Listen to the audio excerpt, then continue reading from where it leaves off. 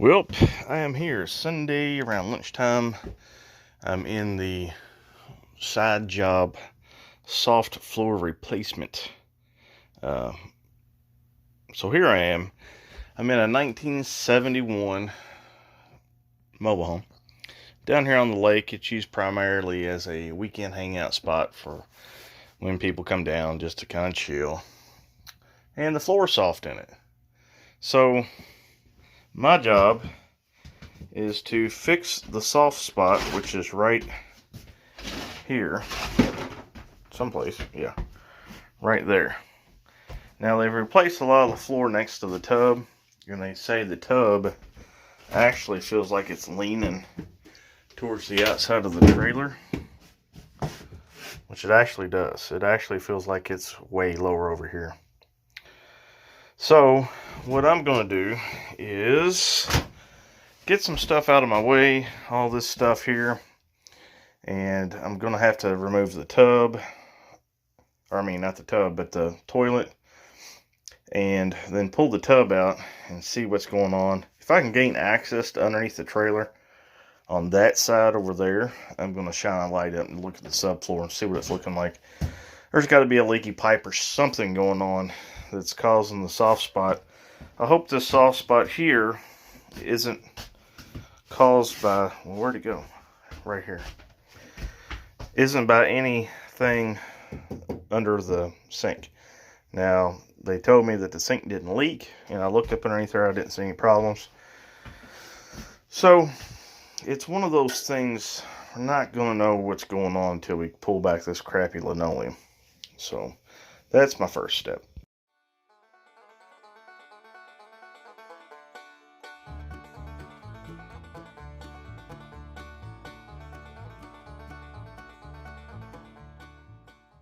So here's what I've got so far. I'm trying to not do hammer time like I'm used to doing.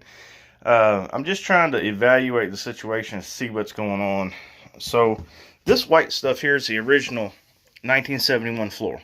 Okay, it's soft. It's pretty much crap. And you can see where everything's kind of going down with the tub. And at one point in time, they've patched part of the floor, which if it was me, I would have just redone the whole bathroom floor in Advantech. But no, not everybody's like me, and not everybody has the little bit of knowledge that I have. So I spoke with the owner lady, and what I'm going to do is go ahead and remove the toilet and take out all the stuff in the bathroom, except, vanity's going to stay. I'm going to pull up all the linoleum and see what's going on, because there's black mold. There's evidence of black mold on this old floor. And yes, you can use topical treatments to get rid of the black mold, but that's not saying there's not black mold underneath the vanity, or it's soaked or somehow got inside this soft, just junky material of the subfloor. So it's really soft right here. If I pushed, I could ram my foot through that. So it wouldn't take much. So let me get back after it and see what's going to go on.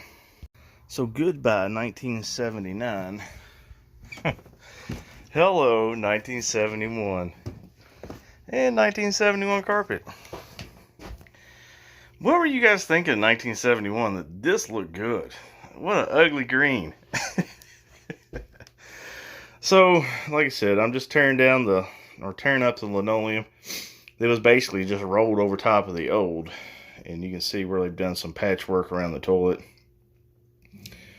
Which, again, if it was me, I would have done the whole bathroom floor in two separate pieces of 3/4 inch subfloor and called it a day. But, not everybody's me.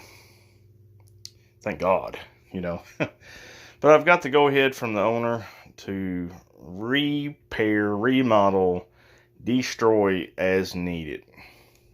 So, with that said, it looks like I'm in for some work, but that's okay. She's compensating me quite well, I must say. And there's another issue with the shower. She said that these old shower walls are pretty janky. So what I'm thinking is, once I get the tub out of here, this stuff here's pretty good. I don't see anything wrong with it. You know, it survived all the water from ever since 1971 in the shower. Depending on the situation, I may keep it, or I may take it out and put some backer board, you know, along the walls of the shower to give it some strength. And maybe that would increase, give it a little more insulative value and make the walls a lot sturdier. But that's just me. So let's keep going. Okay, so here's the outside of the trailer. Now this is the outside door that lets you get to the water heater. So upon further inspection, you can see here that they've used some kind of like 2x4s to reinforce the rotted floor underneath the water heater, which is pretty ghetto if you ask me. Now the lady's ex-husband or last boyfriend just kind of made things work, you know, regardless, which I get it. You know, that's what people do at these houses at the lake, or trailers at the lake, or whatever. So as you can see, this right here is the wall of the shower, and it's just that pressboard stuff. It's pretty chintzy stuff. So let's get up underneath here and look. I'll show you guys. So as you can see, hopefully that's the directly underneath the water heater, and then back here is the floor underneath the tub. Okay, it's pretty rough. So that's why the shower is leaning towards the wall, the exterior wall. It's all settling and it's falling through that old pressboard floor. So I'm going to touch base with her and see how far she really wants to take this. I just don't know. I don't want her to end up having to go in like thousands of dollars doing stuff. Or, you know, I can get some 2x4s or some 2x6s or something and put up underneath the floor and jack it up and adhere it to this exterior 2x10 or 2x6 or whatever the hell it is, and make the floor more sturdy. Or does she just want to do it right? So that's kind of where I'm at on this situation. A bit more progress made. I got the old Ferguson out of here. And the thing, when I do projects like this, there's a lot of standing around and thinking. Like pre-game preparation, I guess you could say. Like just trying to figure out how it's going to come out. What to do if this, what to do if that. Because over the years I've kind of learned, take a little bit more time before you just start wrecking stuff. It makes a lot less mess. So I know the tub's got to come out. The water's already off because they've winterized it for the winter.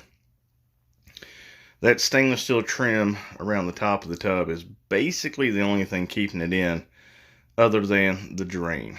And the drain, I can unscrew it. It's no big deal. You can see where they patched it and how the floor just kind of dips down. I wonder if that's done on purpose, because it dips down back towards this wall too. But why would they do that? I mean, why? I don't understand why that would. Why anybody making a trailer back in 1971 would not have a level floor. So it's making me think that the floor is settled. That shitty subfloor material is just swollen up and it's just slowly sank.